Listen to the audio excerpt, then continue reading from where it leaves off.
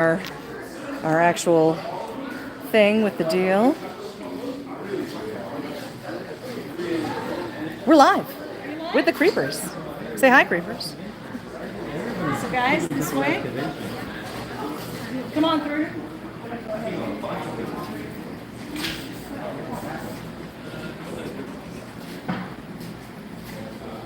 So guys, this is also where we have our laser. This area is where Stacy does a lot of her work with costuming, props, and what have you, with the laser. And this is also to the left. You're going to see where we have our stilts, bungee cords, sliding gear.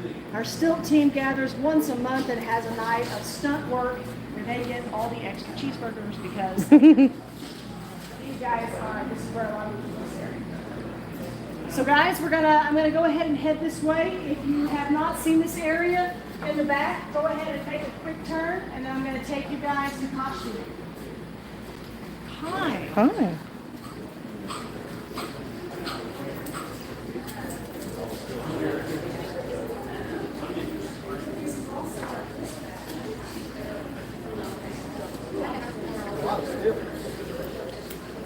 As it turns out, we're a real stilt heavy show.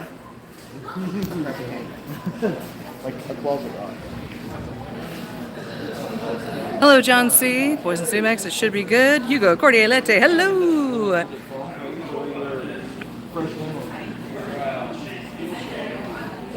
Just down this way to costuming.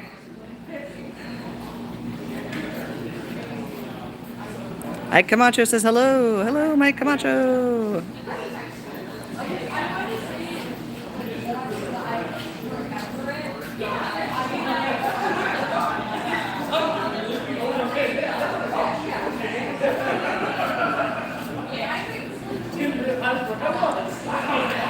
Hey, John C.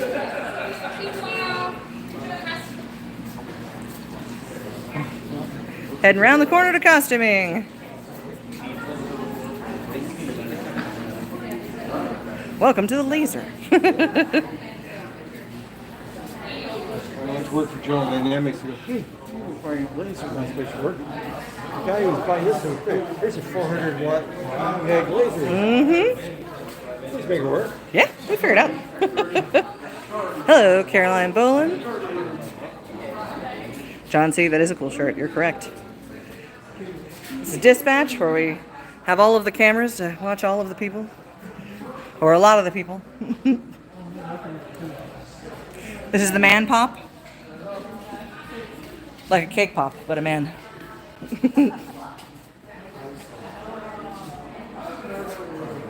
Dispatch.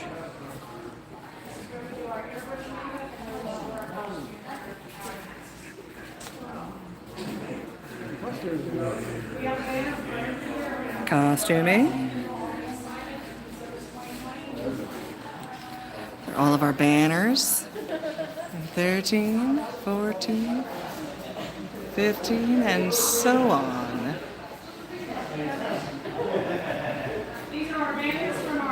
Adventure, excitement.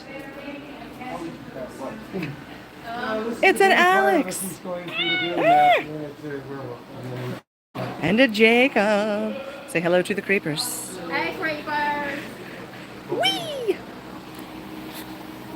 We're gonna finish up this, and we're gonna go up for the Q&A, where they're gonna Q us, and we're gonna A them. A key.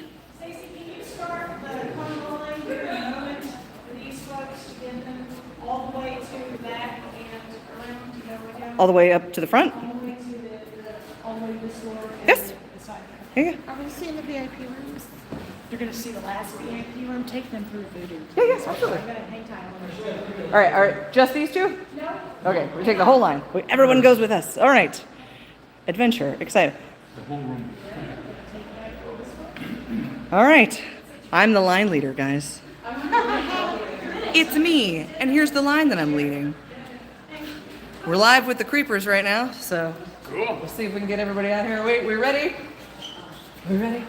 I guess maybe. You ready, Stacey? All right, let's go. Off we go into the wild blue yonder. I'm gonna flip them around here so they can see where we're going to. There we go. The coolest spot in the whole place, our bathrooms. Listen, indoor potties exclusively for actors, that's nice. Yeah. Welcome to the Backstage. This used to be part of Annabelle's. Okay. So you can see we've got our peeling wallpaper. We try and keep everything pretty well tagged so the actors know where they are back here. Hi, Caroline. Hallway, very exciting. Now we're getting to escape room area.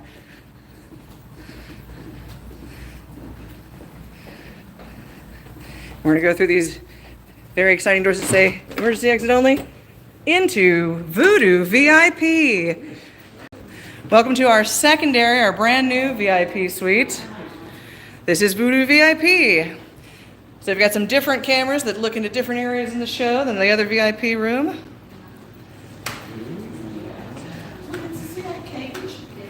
Which cage?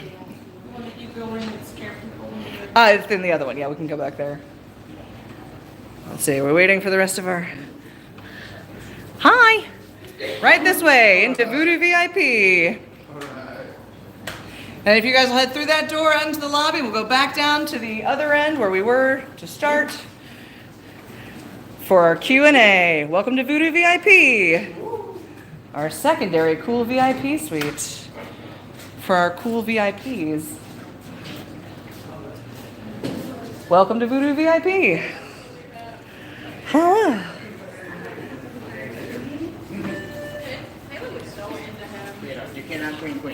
Right this way through Voodoo VIP. Ooh, ah. Adventure, excitement, shenanigans. Here we go. Perfect.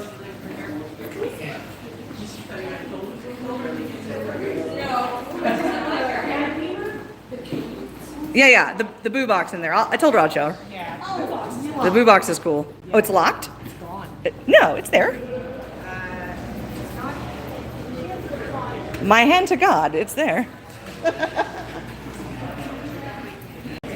Itaroo! Say hi, creepers. Are we live? We are Hi, live. creepers. All right, go back down this way. So we go live on YouTube, try and go live once a week. So the people who join us regularly are our live creepers. These are all of our show posters. Ooh ah, ooh ah. And we're back into the lobby.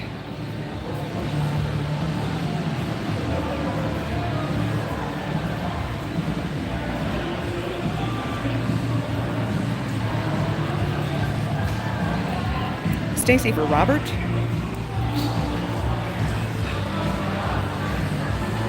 Do you have Eden with you? Hang tight.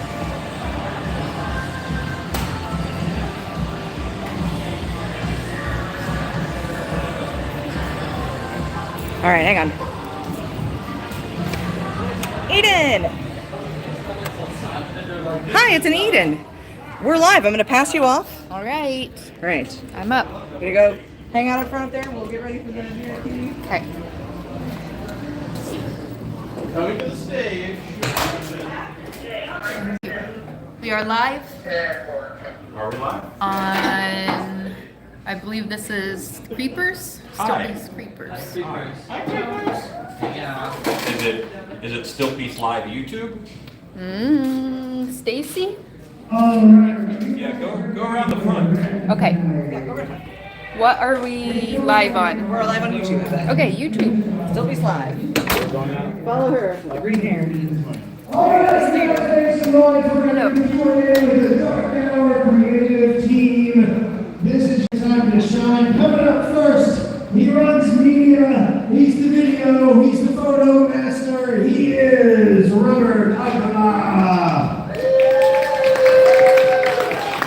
Don't make him more than you need. Wherever you Coming up can next, find a spot. she gets all the costumes made, she gets the molds made, she gets the scenic painting done. Give a round of applause for Bug.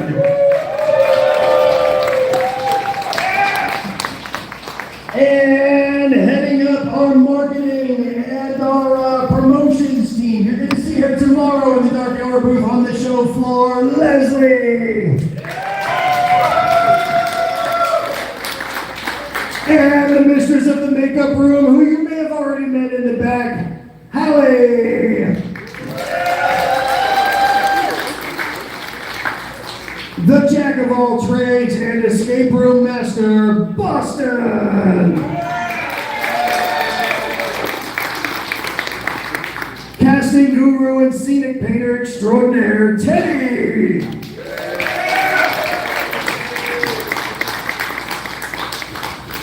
The Stitch Bitch and all-around costume badass, Stacy. And keep that going for the other costume badass, Alex.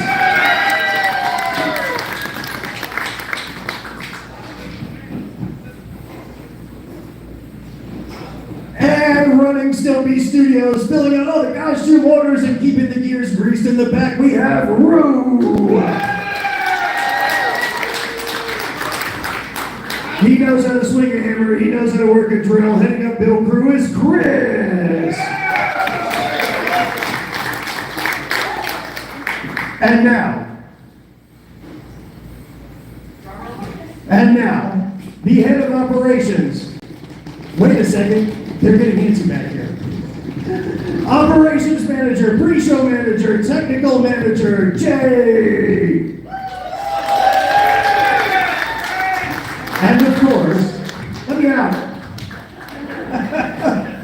Now I gotta talk normal. All right, and of course, last but not least, our owners and all around make everything happen here at Dark Hour. You know they're internet famous, not just because of their OnlyFans. Alan and Shannon Hodge.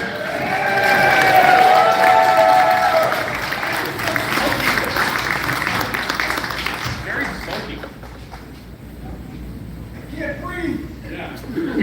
Hi, everybody. Hi. This is the take done for you. Yeah, that mic's on. Okay, great. So this is the Q&A. Any questions? What's a Q&A?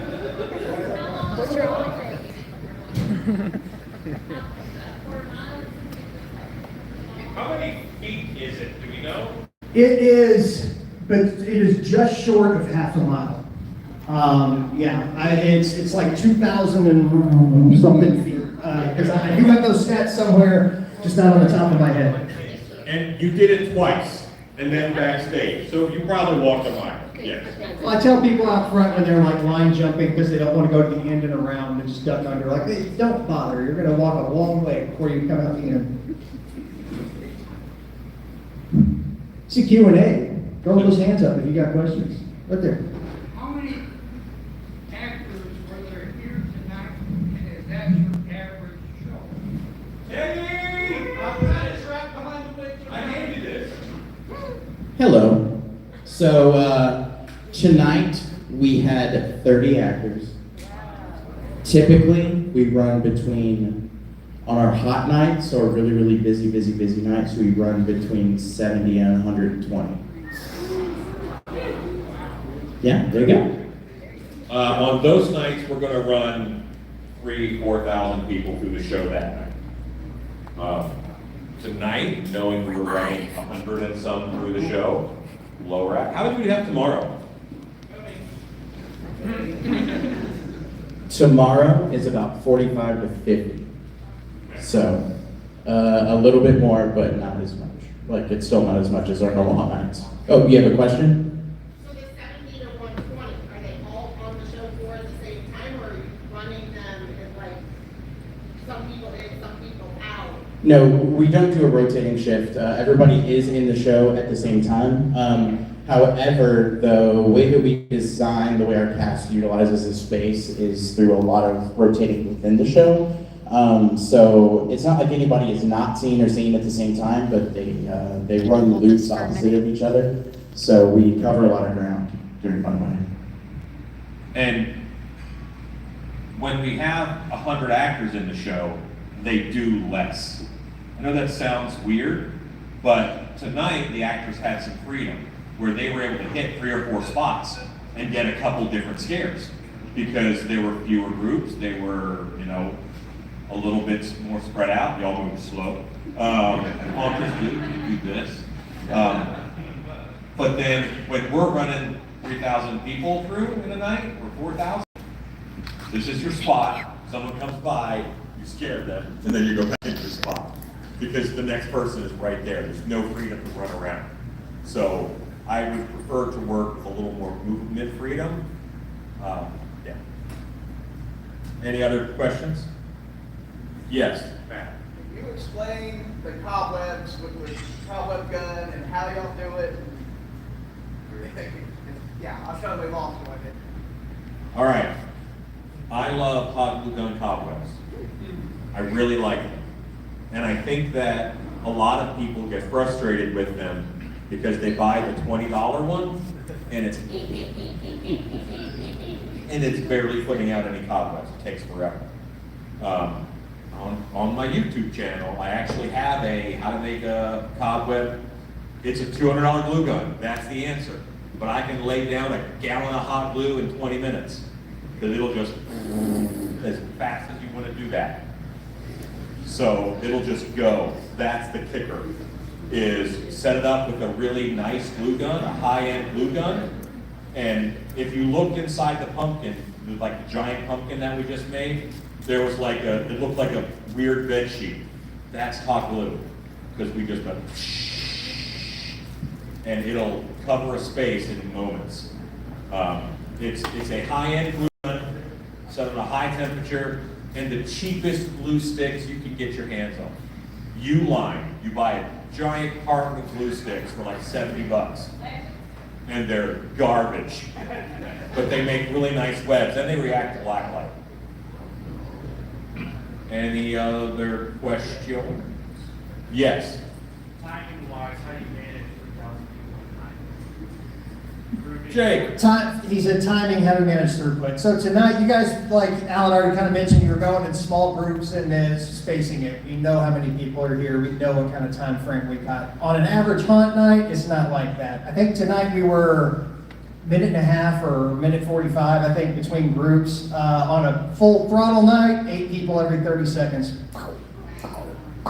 That does mean that it's a conga line by the time you get to that big pumpkin section right there at the beginning. But like Alan kind of touched on, we have more actors. They can do less, but there's more of them. And it is more high startle, bam, bam, bam, bam. So on those nights, it is kind of more like a theme park level event as far as like the throughput and getting people through. And the way that you kind of manage that is like, you just put so much crap in there that everybody feels like they saw everything. They may have missed some stuff.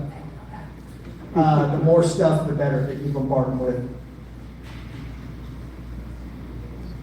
Next question? Right there in the hat.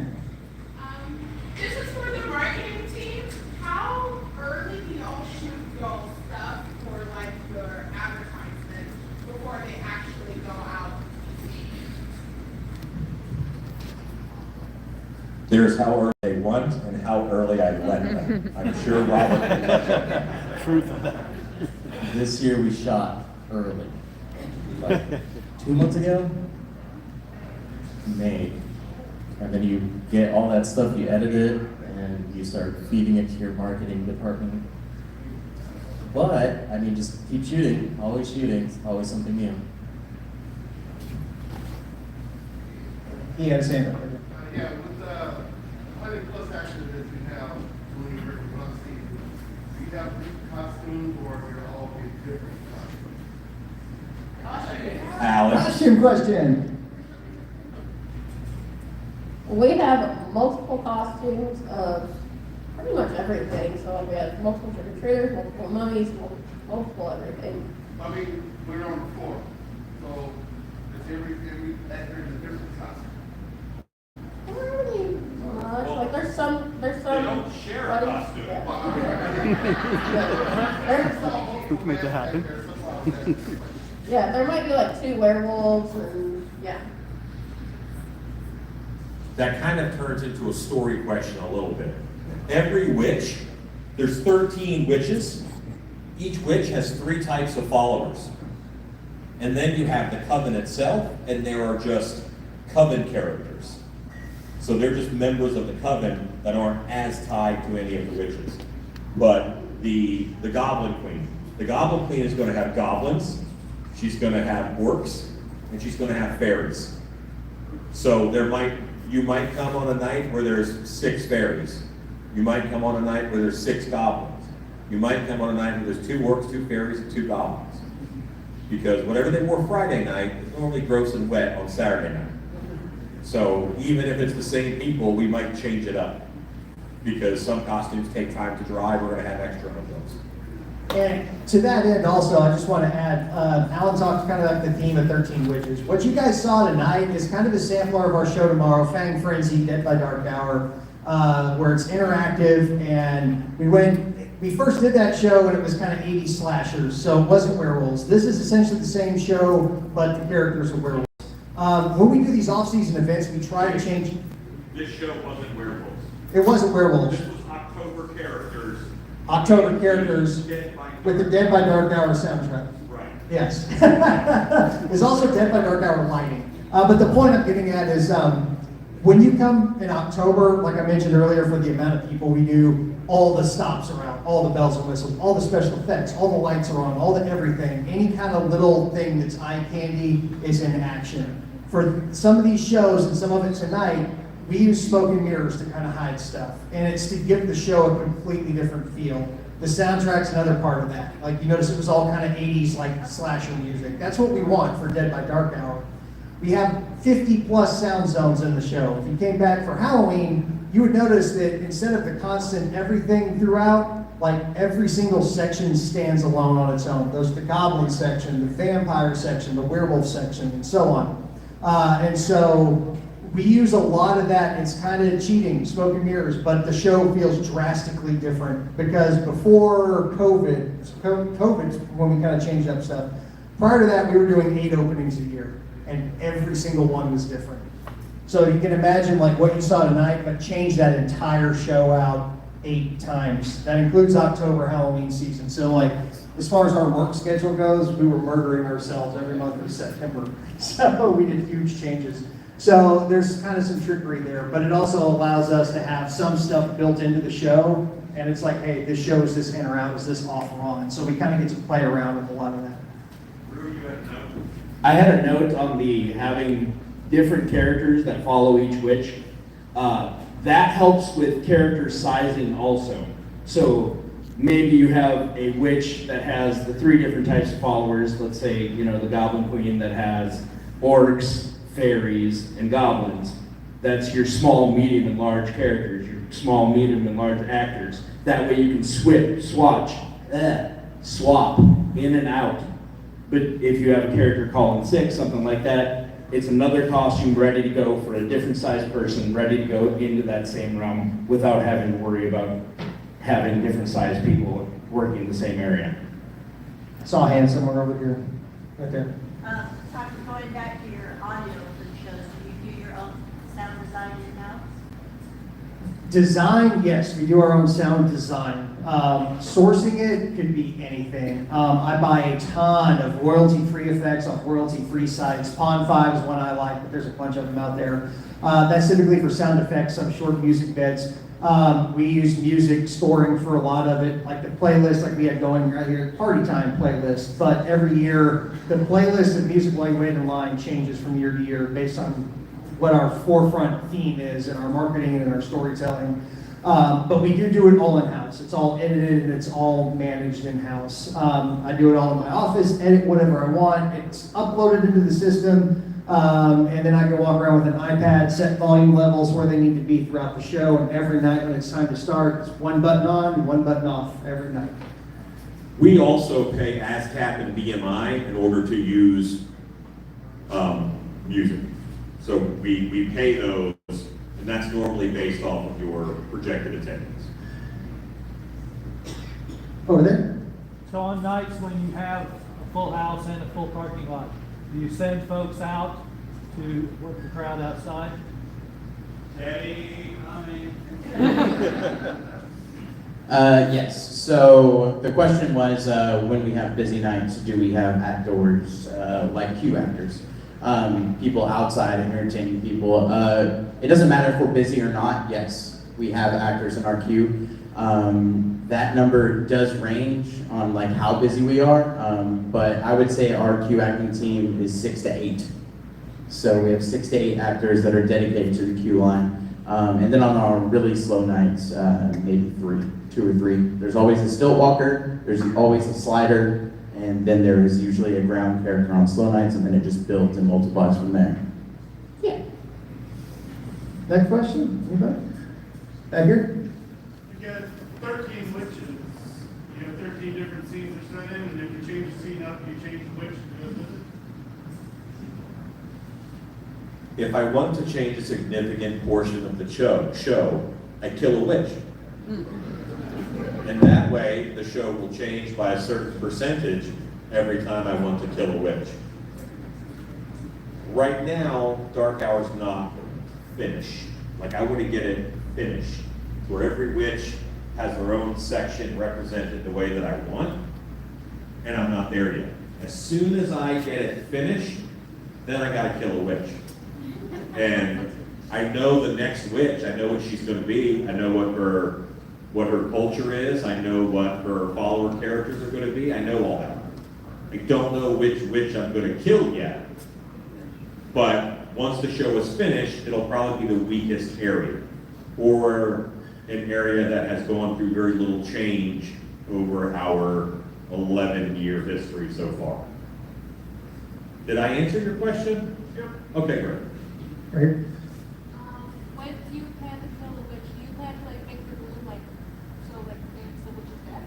When you're speaking out from What's that again? whenever you plan to kill the witch, you plan to like make it so you before you like, change it or like introduce it, it will hold like that. It's like witch's death. There's not really a ceremony for when the witch dies. It's basically what happens is we stop casting those characters, that whole area goes away, and in the off season we have built a new area, and then that is revealed. Now we have like a little cartoon video that we do of all the witches, and that would change, and we may very well show the death. We had different witches in the beginning. So many of those are dead now, just because we stopped them. You know, we stopped using them. Or they just didn't make sense. Or they were a really cool concept for a witch that's really hard to pull off in a haunted house. Like the fire witch. That's not safe. Try. So that witch died. Okay. Snuffed out. Any other questions? Nope.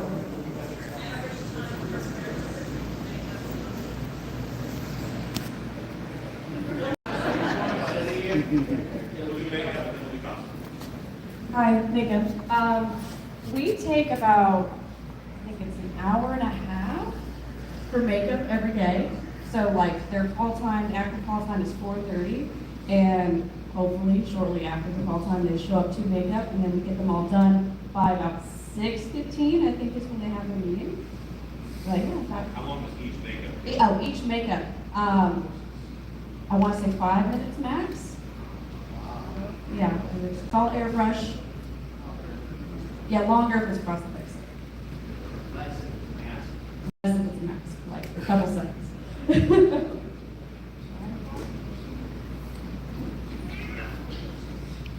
I probably have the shortest amount of time with the actors. Casting with Teddy. He gets me the list of all the characters beforehand, so I have everything ready and numbered. So they just show me their number, and I give them the coordinated costume, like 5 seconds.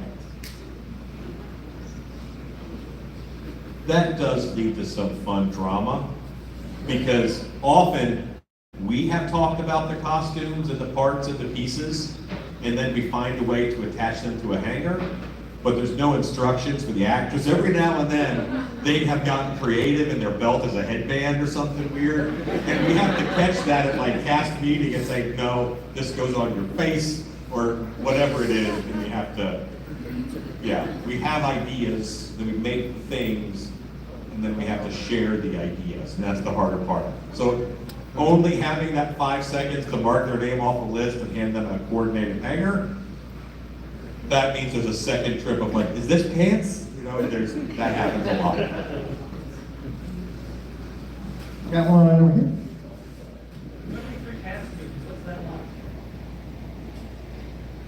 Teddy, what is casting like? How does that process start? Oh, our cast meeting? Okay. Do you just want like an overview of what we do in our opening meeting? So one thing is that we don't do closing meetings. I and my cast want to get out of here. It's tiring at the end of the night. But for our opening meeting, for the most part, I just try to hit all the notes that, just retrospective stuff from the week before. But, like tonight, we haven't been in the house for a couple months. So right now is just managing expectations, being very positive, letting them know what exactly I want to see out of them, what I expect to see out of them, what I hope to see out of them. And then we rah-rah really hard. We yell, scream, jump. We do a haka, and the biggest parts of New person, what's a haka? One second, we'll get to the haka. The most important part is our stretches and vocal warm-ups. We are very much treating the backstage like a theater during the opening of the show. We make sure everybody stretches, we make sure everybody does vocal warm-ups, and also some just things to get like improv games, anything that they might need to, to succeed. And body language, we do it basically a different exercise before the show. It lasts like maybe 2 minutes, but just something short. And what is a haka? It is a, Show us. it's a, Alan, do you want to do it? They just keep saying show us.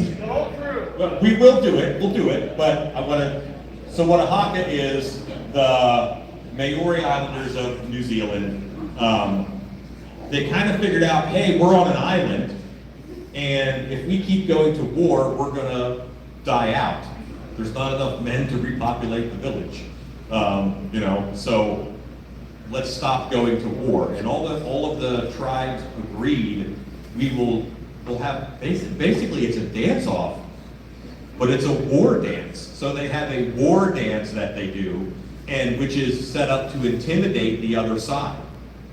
And whoever is the fiercest and whoever has the best display, the one side goes, oh, I don't think we can beat that, so you guys win the war. And they act like they really won a war.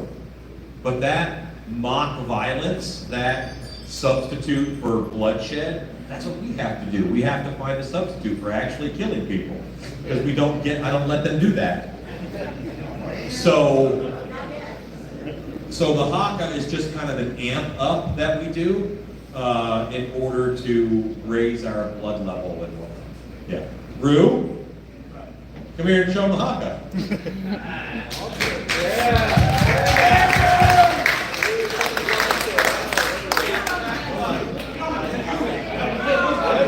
Yes, he does. Boss, take it back there. Stay on the costumes.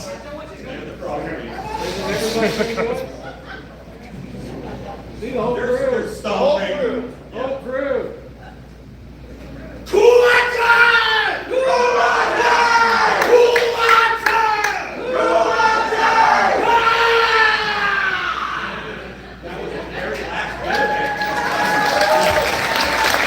That was a tiny little bit.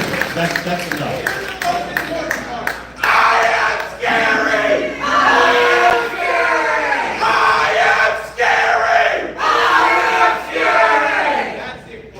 We do that first.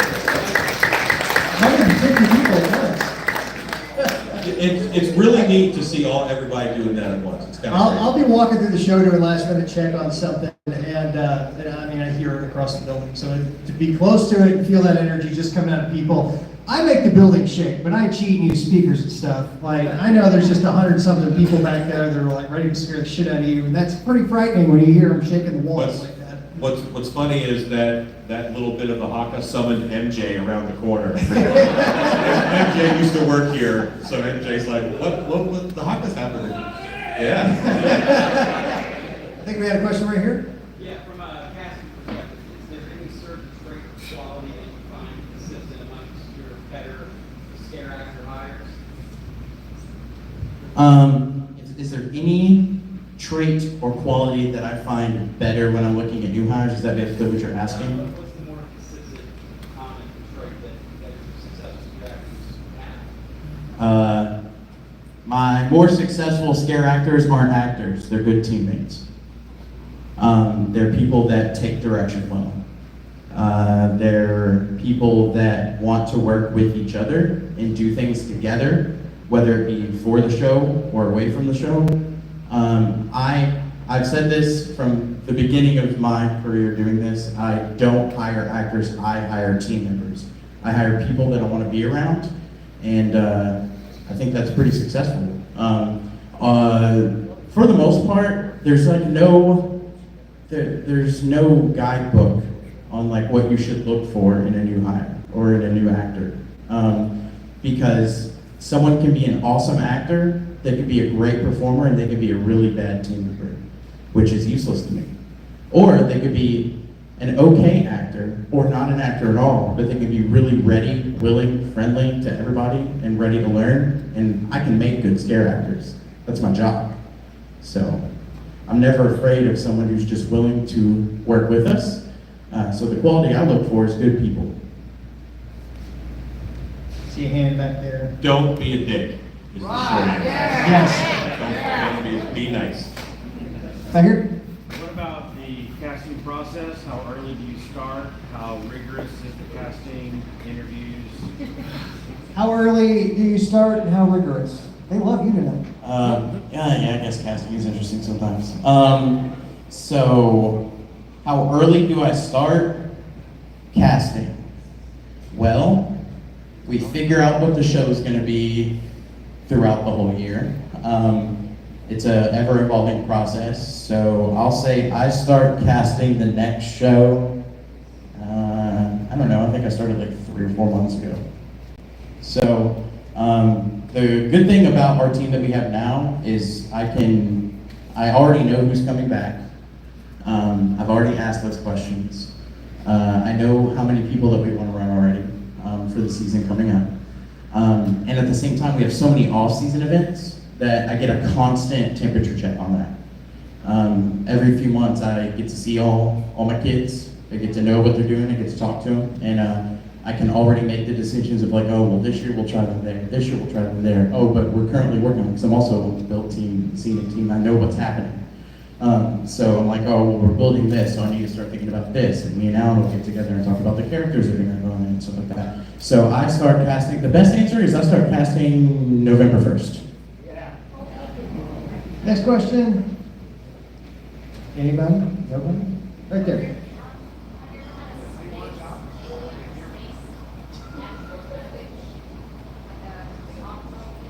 Have we ever had a space alien witch? I think we had a warlock in 2017. So we had a warlock called the Chrono King, who looked like a space witch because there were LEDs and lights and armor pieces that were more futuristic, styled after a tabletop board game called 40K. There's like space librarians or something in that. Like, it's really cool art. I like the look of it. So that is the tech Chrono King, who was a master of time. We had that with. Generally, aliens don't do well in haunted houses. Generally. That show was psychotic. That was back when we, like I mentioned earlier, we do 8 different shows a year, and we went heavy with re-theme. So that was the year that the Chrono King scrambled everything, and you went through all of our off-season shows at once. So there was a Christmas section, there was a Valentine's section, there was a St. Patrick's Day section, there was a Exorcist section, there was all this stuff that we did throughout the year. We just like shoved it in for October, and it was all over the place, but it was in your face too. Like, you didn't get a chance to breathe during that show. It was pretty crazy. Question right here. Could you describe the making of the angels up there? The making of the angels up here. There's a company in Colorado called Distortions Unlimited. They make great stuff. We gave them money, and now we have angels. If you only need 2, buy it. If you need 5, make it. That's kind of the rule. I don't know how much history on the Backstage part, because this is a lot of group to do on the Backstage, but when we opened, this used to be a sporting goods store, And there was about 8 weeks that we had to set up the haunted house part. Because the previous owner bought the building, remodeled it to be a haunted house, offices, bathrooms, all that stuff. And then when they were done with the real remodeling, like construction, it's like now we get into the themed entertainment part of it, when you're talking zoning terminology. We had about 8 weeks, so we had 3 off-property warehouses where we were prefabricating stuff. But in that period, we also bought a ton of stuff. Nowadays, you saw our shops in the back. We do mostly fabrication. We buy parts. We pretty much make everything these days. But the first couple of years, there was such a rush. We bought a lot of stuff. We also customized a lot of the stuff we bought.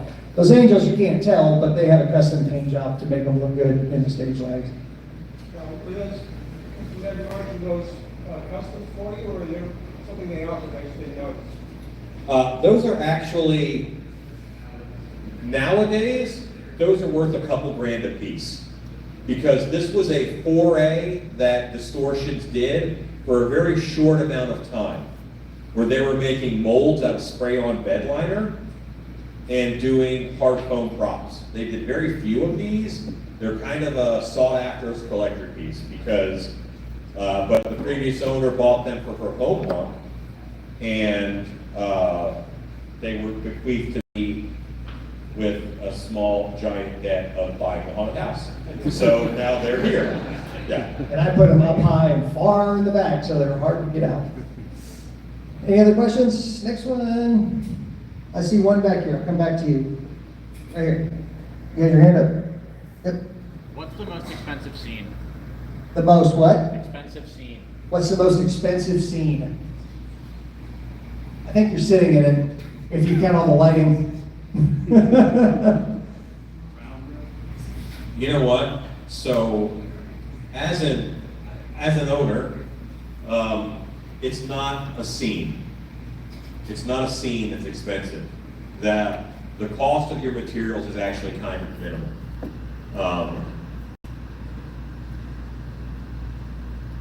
I can have the same scene, and I can have 6 guys work on it for a month, or I can have 2 guys work on it for a year.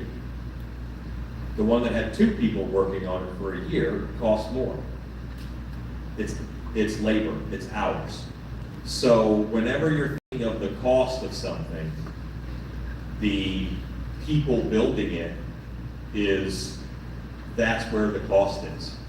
And I know it's kind of terrible, but I can't open the floodgates on a set or a project 6 months before it's due. Because how long will it take? 6 months. How long can we do it in? Can we do it in a month?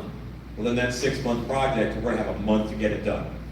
We did scenery for a big event recently, and it was a lot of pieces and it was a lot of work. And I scheduled pretty much, it was 1 week for us to do it in. But if I had scheduled a month, we wouldn't have made any money. Because you only get so much money for the things that you're doing.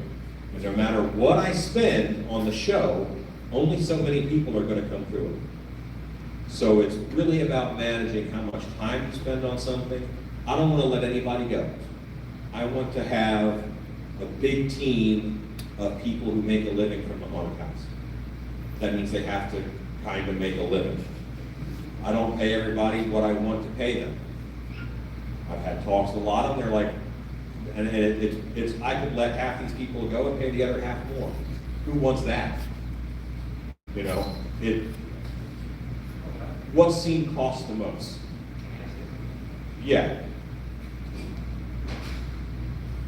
I think I speak for most of us up here, and we've expressly told Alan not to fire people instead of taking raises. We want to be able to do this, we want to be able to do this with our friends. If you want the fun answer, probably the most expensive per square foot is our escape room. Yeah, it's about the size of a large scene, and it's I don't say dollar bits, but it's a lot. That was over 77,000 because that was the budget. We went over that budget. So the escape room. It didn't come to fruition in a normal way either. And it also took over a year to build. Yeah. So some of that cost is labor cost because the build time is long. And I think you had one, right? Go ahead. While going through, I saw a couple of pieces that were from a different haunt. How many pieces, or I guess they say, how many haunted houses have you purchased pieces from? This is a sad question. A lot of people want to open a pro haunt. Not all of them, but some of them went to a haunt one time and saw a long line of people and imagined a $20 bill over each of their heads and said, I too want to open a haunted house to have all these people come through and give me money. And the reality is it's not that simple. Like Boston pointed out, I did not give a fun answer to what cost the most. Because a lot of things cost the most. Electricity bills are frightening. Sales tax is terrible. I hate that thing. But there's all kinds of stuff that are the hidden costs, and haunts fail. I have been in the industry a long time, and that means a lot of the time I get the first phone call. Hey, I'm going to shut down my haunt. Do you want to buy my stuff? A lot of the time it's clown stuff or hospital stuff when I don't want to. But sometimes it's really cool stuff. And I would rather give that a home and let people continue to see it. There are things in the haunt from Phantoms, which was a haunted house that used to be around here. It was a hayride and a haunt in this area. There are things from Scaregrounds, American Scaregrounds? Dallas. Yeah, Dallas Scaregrounds, where we had some employees from there for a little while, and we bought some props from them when they shut down at an auction. I'm a cannibal. I will gladly eat the dead around me and make them part of the show. It's just part of what happens. One day, someone's going to buy the remains of Dark Alley because either we moved on or we didn't make it. It happens. And I would rather live on someone else's haunt than all go to scrap or just sit here and get moldy. One back in the back. When you're designing a scene, do you design the scene first, then the characters, or do you do characters first, then the scene?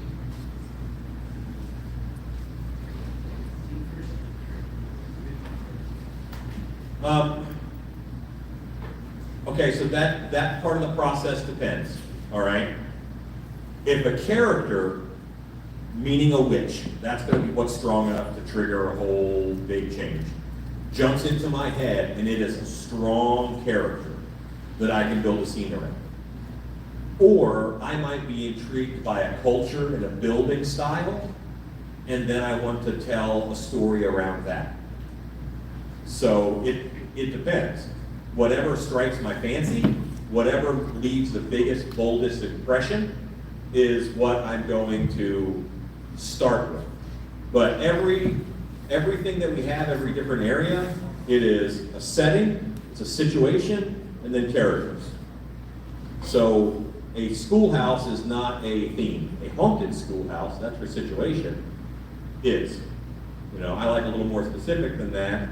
So, then you develop from your characters why they're haunting, and is it really possession? Is it demons or is it ghosts? Demons are way more fun than ghosts. Next question, anybody? Got time for a couple more if anyone's got one. So I'll hand back here. Actor stuff. So do you guys have like actor of the night awards, actor of the year, Sarah sign? How do you handle actor morale? You got trophies or patches? Sure, I'll definitely run that down for you. So, I have been managing actors for now like 16 years. I'm 35. I've been doing this since I was a kid, but I've learned over those 16 years of managing actors that actor awards at the end of season don't work for me, but not in the traditional sense. Do we give actor awards? Yes. We give, technically, what you may be familiar with, we give an actor of the night every night, but it's not an actor, it's a zone. We give a zone of the night, and then at the end of the season, we give a zone of the year. The reason being is that while it is important to recognize your people, I find it more important to recognize your team than it is to recognize the individuals. It keeps our egos in check, it keeps their egos in check. And those are just things that you can't really be upset if you won Zone of the Night or Zone of the Year because so many people were in that zone. We have so many actors and we have such a rotating cast of people that some of our actors may have been, of 3/4 of our haunt have been in the zone that won. They contributed to that. And we look at that throughout the whole season of like, what did they do? What did that zone do differently? How did that zone affect them? How did they affect the zone? Stuff like that. But we have something called Montague Summers. It is a dead corpse and they fight for it because it is the corpse of a witch hunter. So every night it changes realms. So one night it'll be vampires, one night it'll be goblins, depending on who does it best. Some nights, sometimes it's vampires 4 times in a row. I'm not biased and I'm not here for participation awards. We want to make sure that it's earned. So right now Montague is in vampires. He is directly across from Lalandra on the stage. I was actually standing there with Maddie, the actress who plays Lalandra, and somebody like touched him, and I was like, that's funny. But he's literally right across from her, and he will stay there until next season. Also, in our cast room, there is a headstone attached to the 12-foot Skelly Boy. I made that for them, so they have the headstone. They have the rights to the headstone of Montague Summers, the witch hunter, because we hate witch hunters. So that's our actor award system. It is a competition for a dead body. Next question. When you do with the costumes of the deceased witches, I am a thorough cannibal. Parts of their costumes ends up in other costumes. If you are a current witch, you get your own hanger and possibly a garment bag. Once you are deposed, your bits go anywhere they look cool. Remember when y'all went through the costume room and you saw some of those costumes way up high by the ceiling? Some of those are probably dead witches and dead other stuff that we haven't used in a long time. And there was another question over here. Yeah. Out of all the shows you've done, what's been your favorite scene you've created? Out of all the shows that we've done, what's my favorite scene that we've created? Does someone else have an answer? I can tell you my favorite. Let's go first. I am the lead builder here, and I built a few of the scenes. My favorite one previously that I built was Lalandra's, building the balcony and everything, the stage. It was really cool to try and figure out the best way to make that work and make sure it was safe for the actor. Now my favorite scene is the giant pumpkin.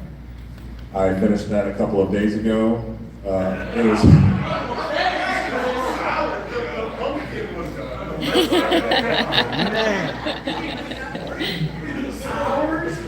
No, the face was done. The rest of the room was not, because I was working on the face. I think it's awesome. The pumpkin's my favorite.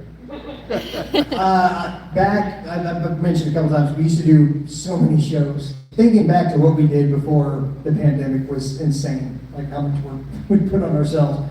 But part of that, Alan and I kind of alternated directorial duty because you do a show in April, and there's another show coming up in May, and then, about every 6 weeks, we're opening the haunt with something totally different. So back then, one of the things that I came up with that he signed off on miraculously was we had the theme of the show was like possessions and spirits and exorcists and all this kind of stuff. And so this was off season. We did very small groups. We could do a long pre-show session, which we could not get away with these days, especially during Halloween time. And none of this stuff exists anymore, so I won't try to reference it. But we basically had a guide that walked you through a section of the haunt and was like, telling you stuff and asking questions. And in the background, we hired professional stuntmen that looked like construction workers working on a broken clock. And when you walked by, a transformer exploded and one of these guys flew 12 feet off of scaffolding and landed in a dumpster full of metal. And that was all pulled off by, obviously, the stuntmen doing the fall, but we had strobes and fog and stuff at the explosion, and kind of some surround sound effects. Like, it's made it sound like he hit, like, very painful stuff. There wasn't a big fault mat hidden. But that to me, I'd never seen anything to that extent pulled off in just a haunted house. And shortly after that, it was like, you're on your own, good luck, and now you're like actually walking through the haunt. But that was all part of the pre-show. Every single small group walked through, and one of these guys fell off. And I think at the end of the night, they said it was something like, there were 2 guys that rotated, like, you know, that up and down, and each one, I think, did 75 falls that night, somewhere in that range. I have another short answer to your question on favorite scene though. We're all such excited builders that our favorite scene is our next one.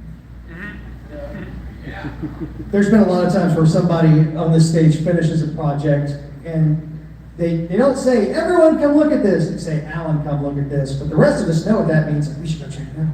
And we do. And it kills productivity for like half an hour because we're all sitting there going, oh, that looks awesome. So. And then Jake lights it, and then we have to look at it again for another half hour.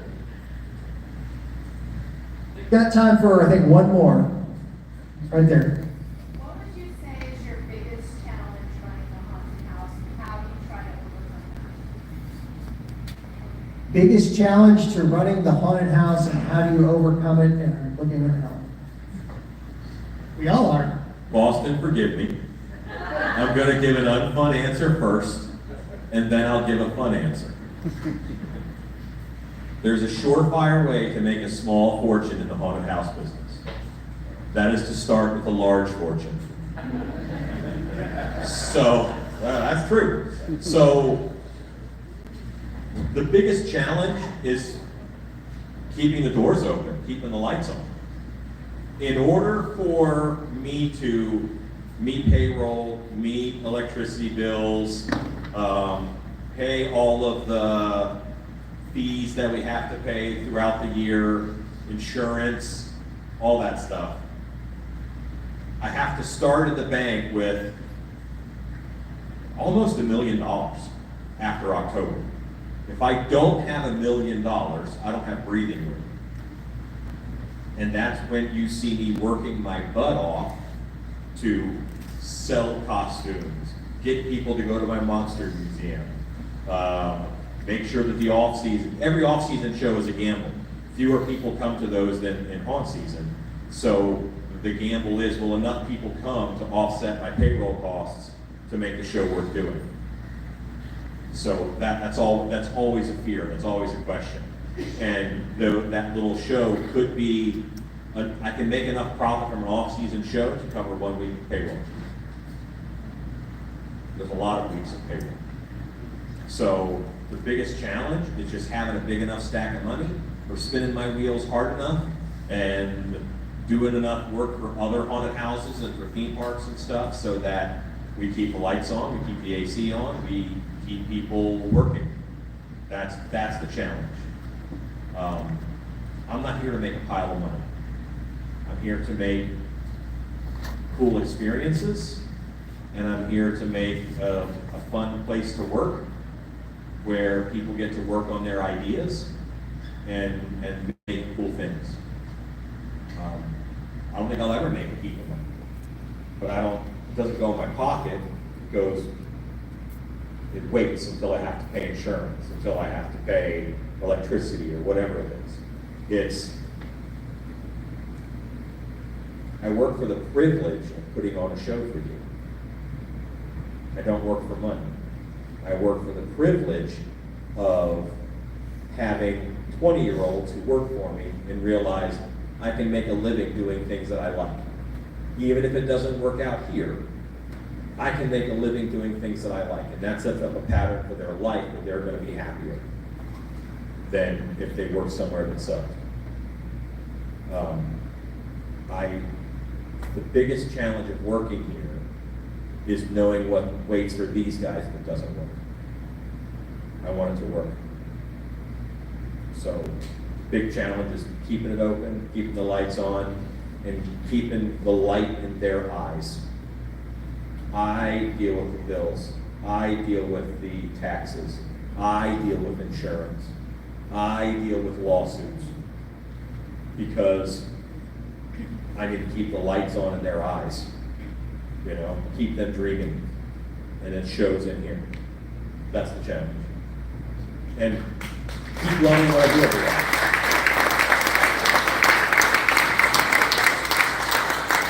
I'm happy every day driving to work. I love what I do for a living. I do so much of the things I love, I think one day it might kill me. But I really love what I do. Without doubt, I love who I do it with. We are wrapped up for time. It's about time to start heading towards the buses. I want to thank you guys from the bottom of my heart, and I know these guys want to thank you too. Thank you guys for coming. Thank you guys for making the trek. I hope you enjoyed the show. I hope you enjoyed the Q&A and the backstage and seeing how we do it. I end all my YouTube videos with go make stuff, and because I think it heals people. Go make stuff.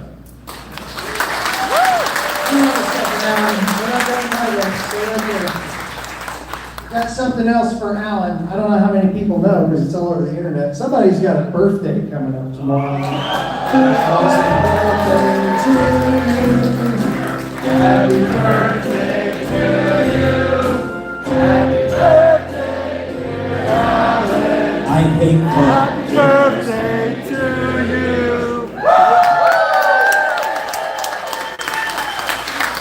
Thank you guys for coming.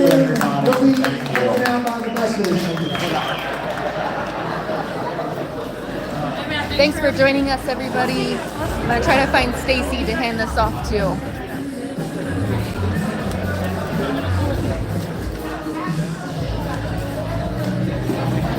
Hit me up.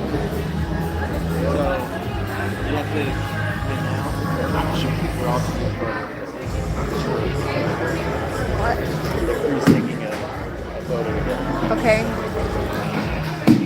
We're still live.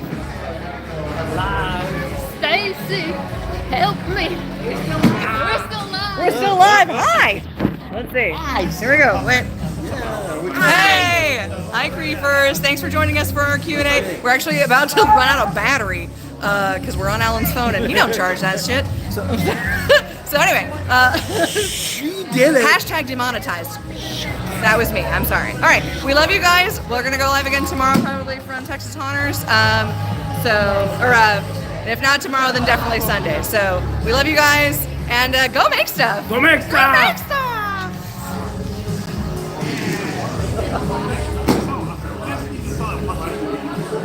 I'm gonna let him know.